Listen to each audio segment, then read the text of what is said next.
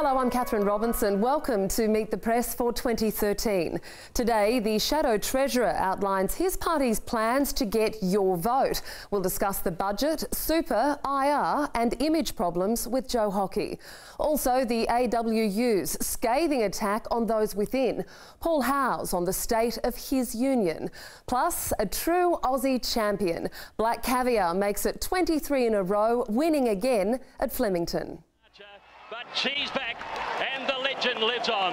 Black Caviar by 2.5 moment of change. A little bit emotional for the first time. It's just shit, it's good to have her back.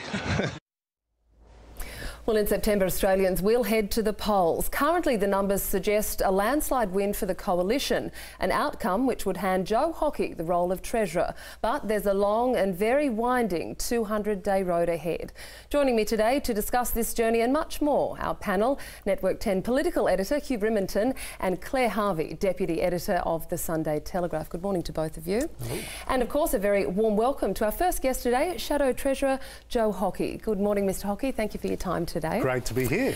Now, the ALP doesn't think that Tony Abbott has what it takes to do the top job. Kevin Rudd's been speaking this morning. He's saying that he lacks the economic credentials, he doesn't have the foreign policy ideas, and he's basically fielding ministers such as yourself to do the hard work for him. Do you have faith in your leader?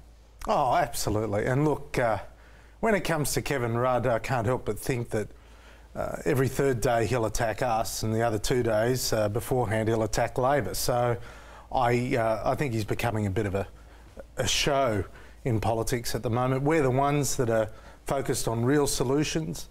We've got a 4-point economic plan that delivers a stronger and more prosperous economy, aiming to create 1 million new jobs in the first 5 years. We're focused on the picture that Australians want us to focus on, and not focusing like Kevin Rudd and Julia Gillard on their own jobs. At what point does the suggestion, though, that Tony Abbott is being put in cotton wool, to use Kevin Rudd's phrase, particularly on economic issues, at what point does that start to become a concern, when the low targets approach starts to bounce back? Well, Hugh, I don't want to rain on a journalistic parade, especially the first show, but it's often the case that some journalists scream wildly when Tony Abbott doesn't go on their show.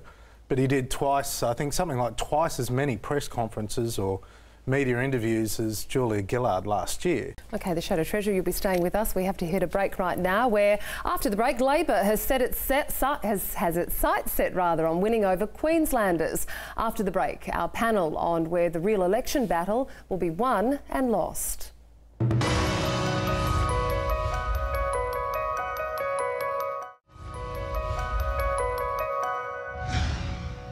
Welcome back to Meet the Press. A leaked document shows the ALP has 25 target seats across the country it believes are crucial to their election hopes. Included on the list are Craig Thompson's New South Wales seat of Dobell and the seat of Melbourne in Victoria, held by the Greens' Adam Band. There are just 8 coalition-held seats Labor believes it has a shot at winning. 4 of those are in Queensland, and there are none in New South Wales or Victoria. News Limited's national political editor is Samantha Maiden, who broke the story today and joins us now from Canberra. Good morning, Sam. Now, you've called this Labor's secret watch list. What does the ALP have planned for these electorates? Well, in theory, the target seats list is all about the seats they're going to sandbag with resources, put in manpower, firebomb with pamphlets. In practice, the concern of some Labor strategists is some of these seats are too far gone to be saved. That may explain one of the reasons why this list is circulating. There are concerns that they need to be more honest with MPs. Samantha Madden, thanks very much for your time. Well, let's return now to our guest, Shadow Treasurer Joe Hockey. Mr. Hockey, it looks like that the major battle then for these seats is going to play out in Queensland. Well, look, I don't think this far from the election you can identify individual particular seats where the election will be won or lost. I think you have to deal with the whole country, no matter how safe a Labor seat is, no matter how safe a Liberal seat is. Creating wealth, rather than having, as Kevin Rudd suggested, the government front and centre of everything that happens in our community. Okay, Will Shadow Treasurer, it's been great having you on our first edition of Meet the Press for 2013. Thank you very much for your time today. Thank you for allowing me to be a pioneer. Well, staying with us after the break on Meet the Press, enough is enough. AWU boss Paul Howe's strong message to the union members. Stay with us for that and plenty more.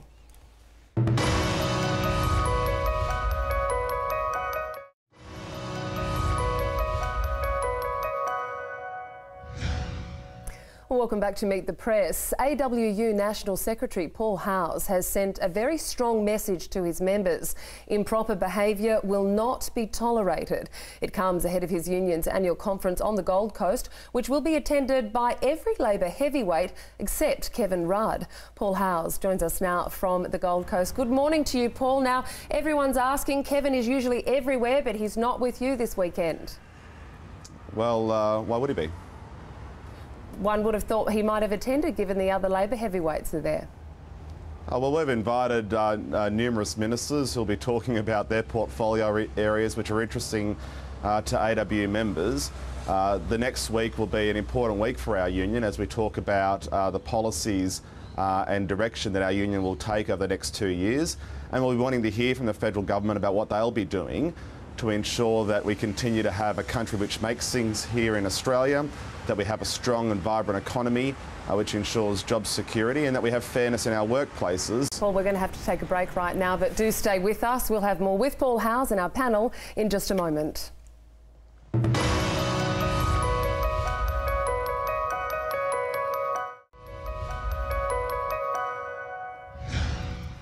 You're watching Meet the Press. More now with AWU National Secretary Paul Howe and our panel, Tens Hugh Riminton and Claire Harvey from the Sunday Telegraph. Paul, leadership has been huge speculation again this week in all the press. Are there any conditions under which you would pull your support for Julia Gillard and back Kevin Rudd if that is what it would take for you to stay in power and the ALP to stay in government? Well, it's a ridiculous question. There is no leadership challenge. Julia Gillard is the Prime Minister of this country. She's the leader of the Labor Party. She's getting on with the job and doing the things that Labor supporters and workers across the country want out of a Labor Prime Minister. Paul Howe, we're going to have to leave it there. Thank you very much for your time on Meet the Press this morning. Thanks so much. Well, coming up next, what women really think of Tony Abbott and Julia Gillard, our exclusive poll of female voters.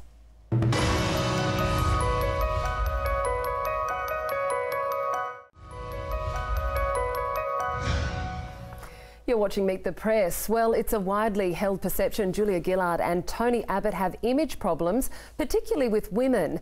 An exclusive News Limited Galaxy poll of 800 female voters suggests there are still some serious reservations about both leaders. Our next guests might have a few tips. Sue Cato and Lauren Miller-Salento make a living from shaping the image of celebrities and public figures. Good morning to you both. Thanks for joining us. Let's take a look, first of all, at some of the results of our poll. When asked what aspects, if any, concern them about Tony Abbott, 44% of women responded he says no to everything. So that's the negativity idea. They were also concerned about his views on abortion and the way he treats women. 38% said that they have no concerns at all. What do you find most interesting and curious about these sets of results? I think that it's fascinating because, you know, and I'm passionate about research as well, but, you know, and this is a national poll, so, but it's interesting to know which areas, you know, we're looking at marginal seats as we've talked about this morning, and I think that you can sculpt results and whatnot within that too, and the different takeaways. I think that the full detail of questions would be really interesting to delve into. But things about, I think, society now, the first point about he says no to a lot. You know, we're a bit averse to people who are negative about things now. Well, that was code. Thank you both for joining us this morning. It was great to have you on the couch. Thank you. Well, after the break, the latest on the doping scandal plaguing Australian sport.